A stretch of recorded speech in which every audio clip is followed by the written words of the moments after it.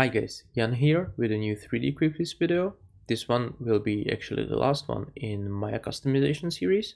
I will show you how to actually move and copy all your preferences you built in the previous videos to either a new Maya installation, or if you are moving from studio to a new studio and you need to remove some stuff or delete some stuff from the actual preference files. And it's even more important because usual advice from Autodesk when something is not behaving in Maya, like Windows is not opening, a viewport is having some glitches or whatever, the advice from Autodesk is actually to delete all your preferences. That means you will lose all the precious setup you did. I will show you how to copy those files one by one, actually knowing what you are doing. Okay, let's start. This is my current customized Maya, I would say. I have a custom shelf. I have two custom marquee menus, one in the hotbox, one assigned to a hotkey. I have custom hotkeys. I have custom colors. For example, my wireframe is black.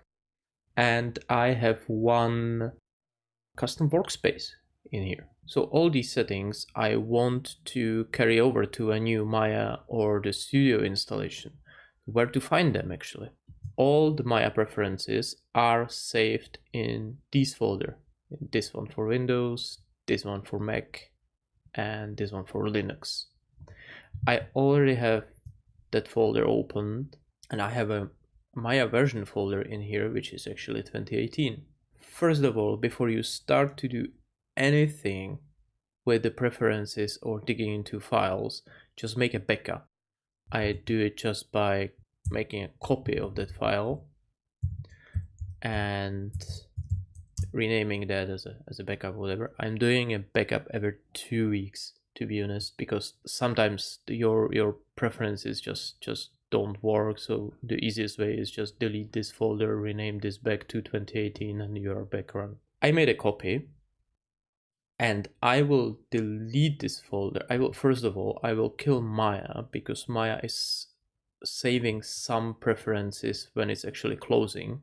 So I will kill Maya and delete this folder and start Maya again, which will actually create that folder from scratch, because it's starting a new session of Maya and generating all those files again.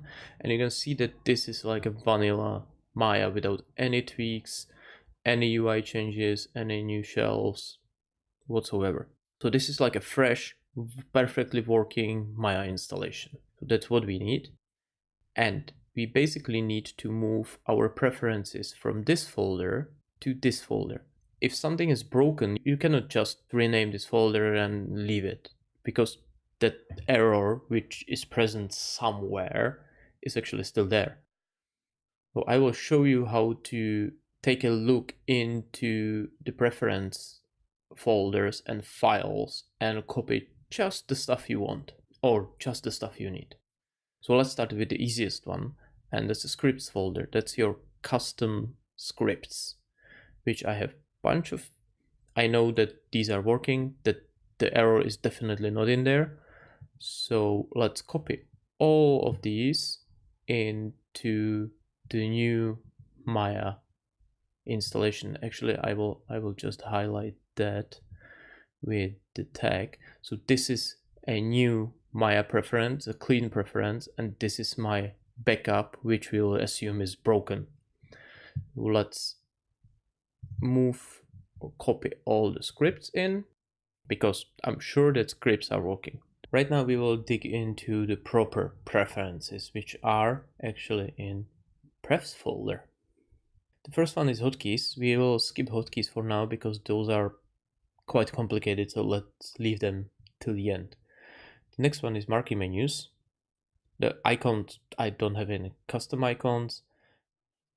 Windows states is just a position of Windows that could be reset. Just, we don't care about these. Marquee menus. These are Maya's default marquee menus. And if I expand my broken preferences, I have my two custom ones. Let's open the mail script which builds the one I have assigned to hotkey. Just to note, I'm using a Sublime text editor, which is really neat. It has like a different pre-highlight settings for Mel, Python, ZScript for ZBrush. It's just a great, simple text editor. This is a Mel which generates the marquee menu. You can see that there is a first menu item, which is actually freeze transforms, and all the attributes which are needed to build that actual button in marquee menu. And this is the command which is called by the marquee menus. We have a freeze transforms in here. The other one is actually freeze transforms option box, which is that little dialog opening button right next to the freeze transforms. Reset transforms, which you can see here, and center pivot, which is in here. And you can see the position is actually on the east. Reset transforms is on the west. If you want to edit these from whatever reason, if it's broken or you don't need it or it's obsolete, you can just highlight that portion from the menu item till the end of the mouse command, which is actually a semicolon here in the end. So if I simply delete this and save the file, that center pivot button is no longer in there. So I can close this, and let's assume that this marquee menu and this marquee menu are all right. Let's just take them and move them into our current Maya preferences. So that's marquee menus, that's done. Next is a script folder which is actually empty, which is usually empty. I don't know why is in there, because most of the scripts are going not into prefs but directly into scripts folder. So next on the list is shelves. You can see that there is a bunch of custom shelves. It's not all the shelves which are present in the Maya.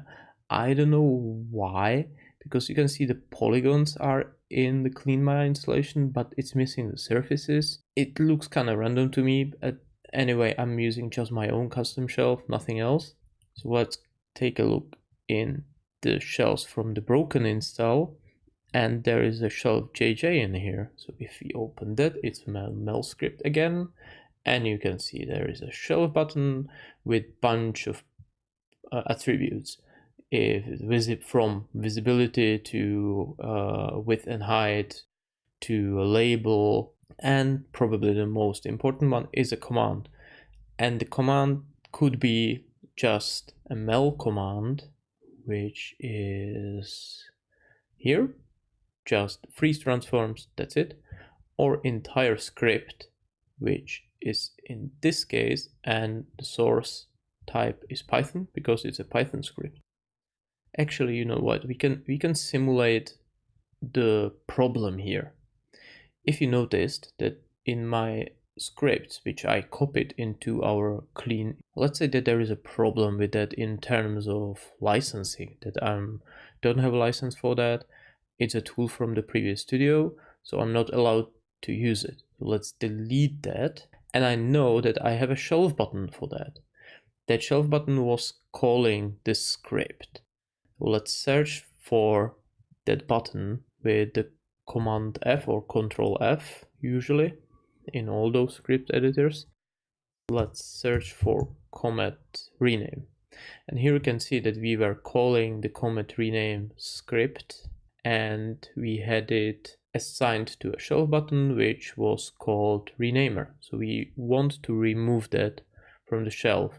We can remove it in Maya, but this is a cleaner way, because sometimes Maya just refuses to start when you have like a custom tools from a studio which are calling the different scripts somewhere else. With this approach, you actually know what you are doing and what's written in these files. If I remove this, we successfully removed the button which was calling like a unlicensed script. Let's assume that that was the only thing we had to clean from the shelf. So shelf is done. Let's take the shelf JJ and move it to our new installation. The last thing in here is a custom workspace, which is JSON file. It's slightly different than ML files. We won't edit this file. We know that this is working. There is nothing to be broken. So let's move that into workspaces, and we have it here. So we are almost done. There is definitely not a problem in just color files, so we can take these files and just move them to the prefs folder. The last thing actually which we miss is hotkeys. Hotkeys are a bit complicated. You can see that there is nothing in the fresh install and our custom hotkeys in the new install. Let's open that. Just bear with me. This is a Mel script for custom hotkeys, and you can see that there is a hotkey which is a 7 in this case, Q in combination with Shift. It has a different command assigned to it, and there is that complicated thing a bit. Let me explain it actually in here. You can see that there is just one command in here, but it's actually calling my custom script. So there is no path, there is no import, whatever. So how it actually works is that you have a hotkey which calls something called name command, and the name command is calling a runtime command. How it works, name command is actually this name, is loaded by Maya on start, is loaded to the memory. Once you press a hotkey, it will point Maya to the name command, which is in the memory, so it's fast to find it, and that looks in the runtime command file, which is read when it's needed. There is the actual script. So if I'm supposed to show you, when I press a 7, it calls a toggle wire on shaded name command, and that name command is actually saved in the username command. So when I open that file, you can see it's called toggle wire on shaded. There is a name command called toggle wire on shaded name command, and that is calling toggle wire on shaded command in the runtime command file, which is also stored in here. And we will look for that, which is here, toggle wire on shaded, and here is the actual script, which is way longer. So how it works, once again, from hotkey to the name command file to the runtime command file. It's pretty complicated, I know. But if you want to remove that hotkey, you should also clean up the name commands and the runtime commands, especially the runtime commands if you are changing hotkeys, making new scripts, not using them anymore. You can have a bunch of obsolete stuff in the runtime commands, and that sometimes I had a problem with that it was calling something which didn't exist, and Maya was crashing because of that. Let's assume that we want to remove this hotkey 7, so let's delete that line. Let's open the name commands, and it was toggle wire on shaded, so I should also remove this one. Save the file, close it, and in the runtime commands, delete the appropriate runtime command, which was this one. Save. Right now, let's assume everything is fixed, everything is working. Move the hotkeys in here, take the runtime commands, name commands, move them into my preferences, replace them, and we are ready, almost ready to go. There is one file still missing, and that file is actually user prefs. which is like a master of everything. User prefs is storing every possible setting in Maya, every single button, every single setting you have. So when something is not working, it's probably in this file.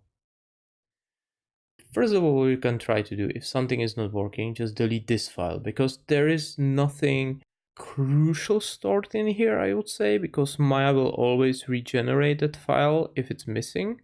And the only thing you have to like sometimes reassign is your marking menu to the proper place, or just show Maya which hotkey set is default, and that's it. The only thing I can show you is that Maya 2016 had problems with that, and I saw it in Maya 2018 too, that when you set your custom hotkeys set, it wasn't loading on Maya Start by default, and it was just refusing to load it on a start.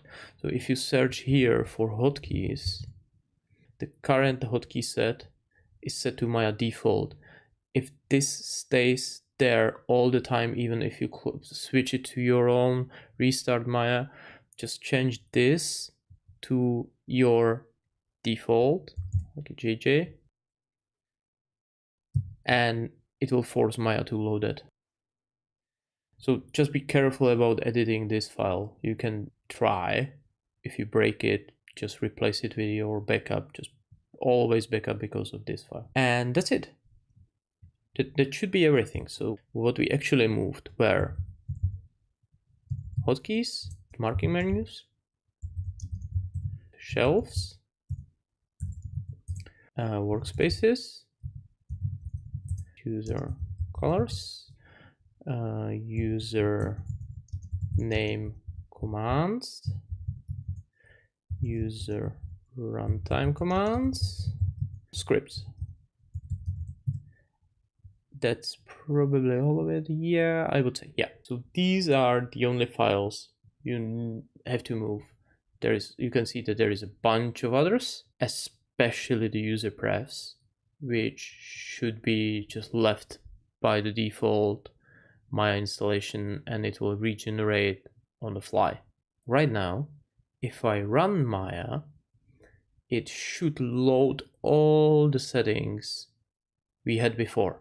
This will appear again because, as I said, we left the user prefs still fresh, as well as all these are opened.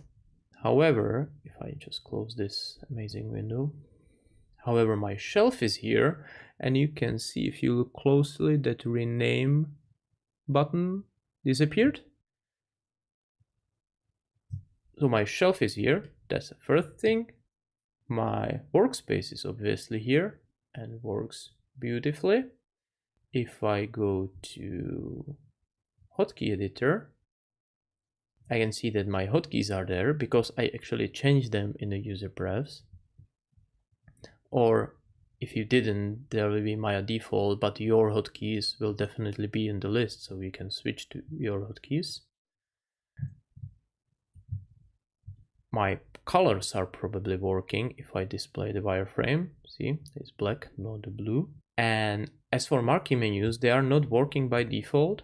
You have to go to, because they are not assigned in that user prefs folder, but they have to be assigned in multiple places, and it's kind of annoying. But if you go to settings and marquee menu editor, it will pop up this window that it actually found these custom menus, and if you want to load them or not. So if you want to load them, my marquee menu on hotkeys will be just assigned in hotkey editor.